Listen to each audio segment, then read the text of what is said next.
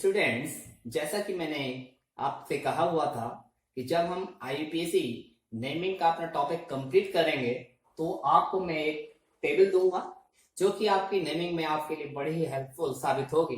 तो आज मैं आपके लिए वही टेबल लेकर के आया हुआ हूं। इस टेबल की मैं शुरुआत करूं इससे पहले आप अपनी नोटबुक और पेन तैयार रख लें और मेरे साथ ही नोट डाउन करते हुए चलें। ये समझ लीजिए कि ये आपके आईपीएसी नेमिंग के लिए क्या है, टूल का काम करने वाली टेबल्स हैं। केवल इन्हें देख करके आप अपने आईपीएसी नेमिंग को बड़ी आसानी से कर सकेंगे, ऐसा मेरा विश्वास है। तो चलिए शुरुआत करते हैं आज के लेक्चर की, और आप बिल्कुल तैयार रहें अपने नोटबुक और पेन के साथ। जैसा कि आप देख पा रहे हैं, यहाँ पर मैंने जो पहली टेबल बनाई हुई है वो नोमेनक्लेचर ऑफ लिगेंड से रिलेट करती है। और लिगेंड्स हमारे पास तीन टाइप के होते हैं, एक नेगेटिवली चार्ज लिगेंड्स होते हैं, एक पॉजिटिवली चार्ज लिगेंड्स होते हैं, और एक क्या होता है, न्यूट्रल लिगेंड्स होते हैं। तो तीन के तीन टाइप के लिगेंड्स मैंने इस अपनी टेबल में कंसिडर किए हुए हैं, जिससे कि आपको इनके नेमिंग्स के रूल रिकॉल होते हुए चले। तो चलिए शुरुआत करते हैं Cl नेगेटिव क्लोराइड आयन की नेमिंग से। तो क्लोराइड आयन जो कि एक नेगेटिवली चार्ज्ड लिगेंड है, उसकी नेमिंग के लिए आपको रूल याद होना चाहिए। इनके एंड में हम क्या लगाते हैं, O लगाते हैं। तो हमारा एक क्लोराइड किस में बदल जाएगा, क्लोराइडो में बदल जाएगा। इसी प्रकार ब्रोमाइड का हो जाएगा bromido. In the same way iodide किसमें कन्वर्ट हो जाएगा, आयोडाइडो। साइनाइड आपका साइनाइडो। सल्फेट आपका सल्फेटो में कन्वर्ट हो जाएगा। एसिटेट आपका एसिटेटो में कन्वर्ट होगा। ये आपका सल्फाइड है, सल्फाइड आपका सल्फाइडो में हो जाएगा कन्वर्ट। बस आपको ध्यान क्या रखना है, लास्ट के ई को हटाना है, ओ को जोड़ देना है। कार्बोनेट, कार्बोनेट का हो जाएगा कार्बोनेटो, कार्बोनेटो। ऐसे ही ये हाइड्रोक्सी समूह है, हाइड्रोक्सी समूह बदल जाएगा हाइड्रोक्सो में। ये ऑक्साइड है, ऑक्साइडो में बदल जाएगा। SCN ये थायोसाइनेट है, थायोसाइनेटो।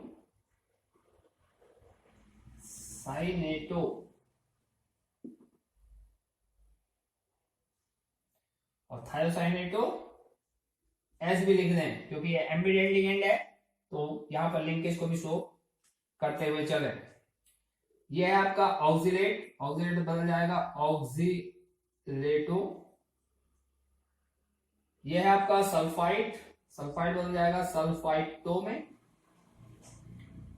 ये है एमाइड, एमाइड बदल जाएगा एमाइडो में।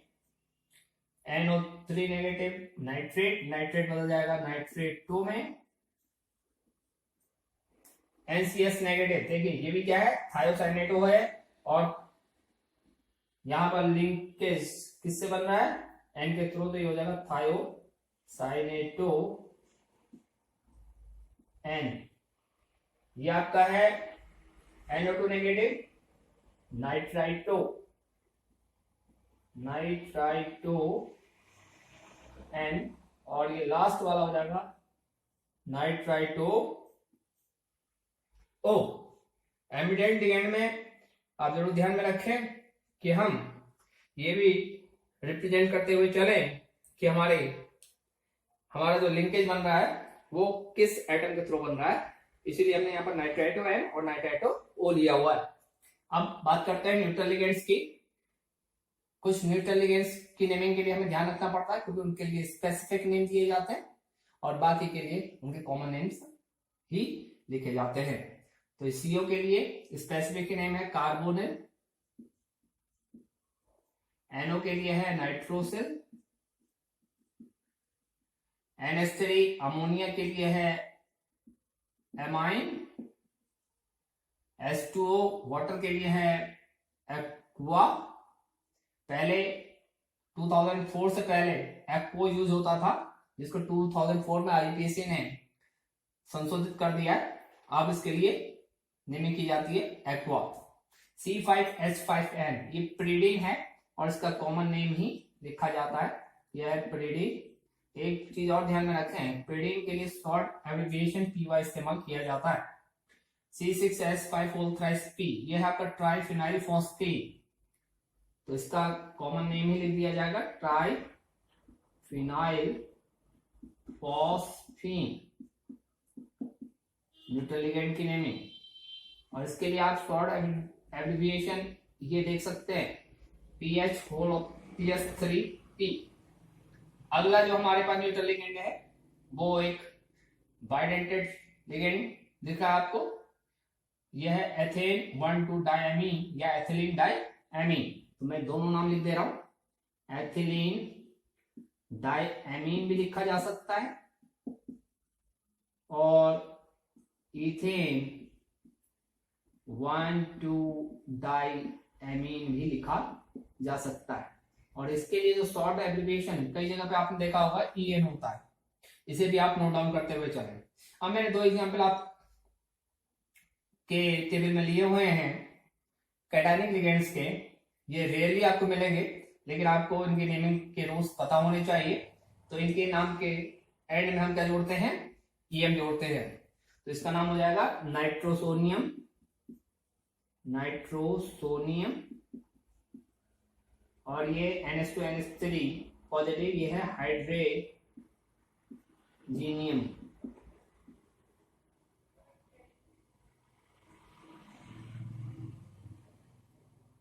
तो इस तरीके से हमने देख लिया कि किस तरीके से लिगेंड्स की नेमिंग की जाती है। अब हम बढ़ते हैं अपने अगले टेबल की ओर, nomenclature of central metal atom और आयन। जैसा कि आप जानते हैं सेंट्रल मेटल एटम या आयन की नेमिंग के लिए हमें देखना पड़ता है कि कोऑर्डिनेशन एंटिटी कैटायन है या एनायन है।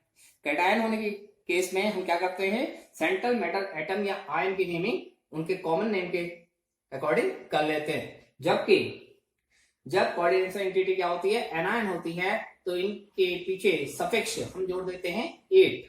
और ये भी आपको बताया गया है कि कुछ जो मेटल एटम्स हैं या आयन्स हैं उनके लिए हम उनके कॉमन नेम की जगह लैटिन नेम इस्तेमाल करते हैं 8 सफिक्स जोड़ने के लिए। इसीलिए मैंने यहाँ पर कुछ एग्जाम्पल्स ऐसे लिए हुए हैं जिनकी नेमिंग के एंड में आप 8 उनके कॉमन नेम के एंड में जोड़ देंगे, और बाकी एग्जाम्पल्स मैंने कुछ ऐसे कंसिडर किए हुए हैं जिनके लैटिन नेम में आप 8 सफिक्स ऐड करेंगे। यहाँ पर देखिए मेटल सिंबल है Fe, ये किसका मेटल सिंबल है, आयरन का। तो जब कोऑर्डिनेशन एंटिटी कैटायन होगी तो इसका कॉमन नेम आयरन लिख दिया जाएगा। इसी प्रकार CO is the symbol of cobalt, तो कोऑर्डिनेशन एंटिटी कैटायन होने के केस में हम लिख देंगे कोबाल्ट। ऐसे ये Ni फॉर निकल,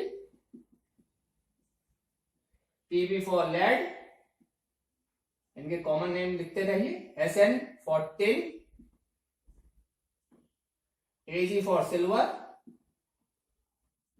Au फॉर गोल्ड और Cu फॉर कॉपर। अब बात करते हैं जब कोऑर्डिनेशन एंटिटी एनायन हो तो किस तरीके से इन मेटल्स की नेमिंग की जाएगी। Fe की नेमिंग करते समय ध्यान रखेंगे आयरन का इस्तेमाल नहीं करेंगे बल्कि इसके लैटिन नेम का इस्तेमाल करेंगे और लैटिन नेम में 8 जोड़ देंगे सफिक्स, तो ये हो जाएगा फेरेट। इसी प्रकार कोबाल्ट का हो जाएगा कोबाल्टेट, निकल का हो जाएगा निकलेट, लेड का हो जाएगा, लेड के लिए हम लैटिन नेम इस्तेमाल करेंगे और ये हो जाएगा plumbate.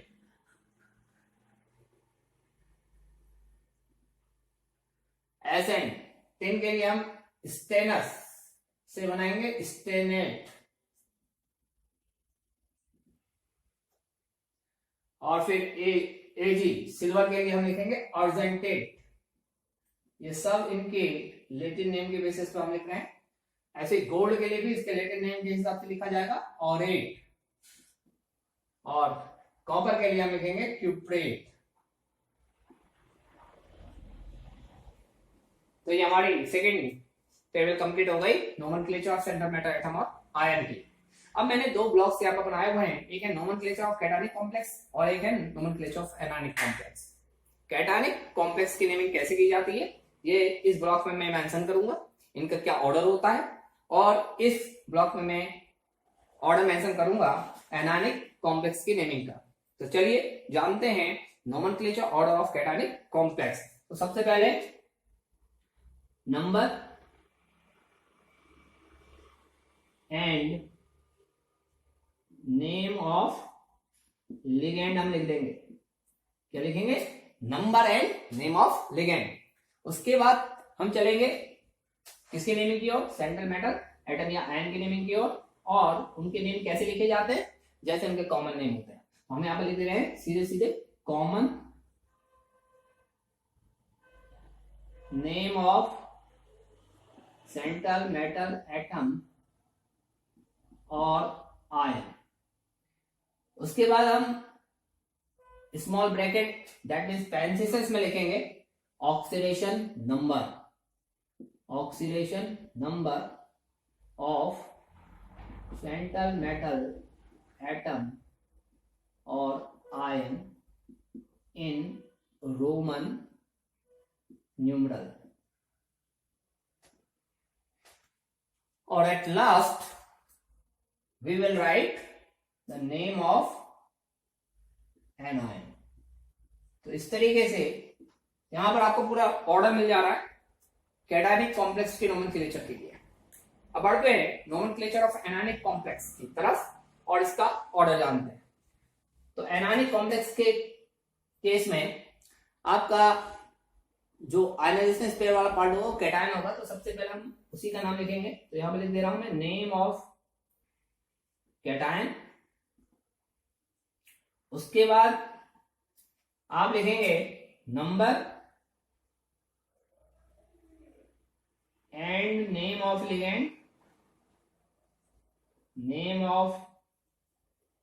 Ligand, and after it हम लिखेंगे name of central metal atom और आयन with suffix 8। फिर यहां पर आपका आ जाएगा oxidation number of central metal atom और आयन इन रोमन न्यूमरल, जिसको हम किस पे लिखेंगे? पैरेंथेसिस में लिखेंगे। तो इस तरीके से ये आपका कंप्लीट ऑर्डर हो जाएगा एनायनिक कॉम्प्लेक्स की नेमिंग का। तो इस तरीके से हमने देखा कि लिगेंड्स की नेमिंग किस तरीके से की जाती है आईपीसी नोमेनक्लेचर में, सेंट्रल मैटर एटम और आयन की नेमिंग किस तरीके से की जाती है, कैटायनिक कॉम्प्लेक्स की नेमिंग का ऑर्डर क्या है, इसी तरीके से एनायनिक कॉम्प्लेक्स की नेमिंग का ऑर्डर क्या है। आई होप अब इन दो टेबल्स और इन दो ब्लॉक्स के बेसिस पर आपके लिए आईपीसी नेमिंग कोऑर्डिनेशन कंपाउंड की बहुत ही इजी हो जाएगी। तो चलिए आईपीसी नेमिंग कीजिए कोऑर्डिनेशन कंपाउंड्स की। कौन से कोऑर्डिनेशन कंपाउंड्स की? मोनोन्यूक्लिक कोऑर्डिनेशन कंपाउंड्स की, और इन्हें एंजॉय कीजिए।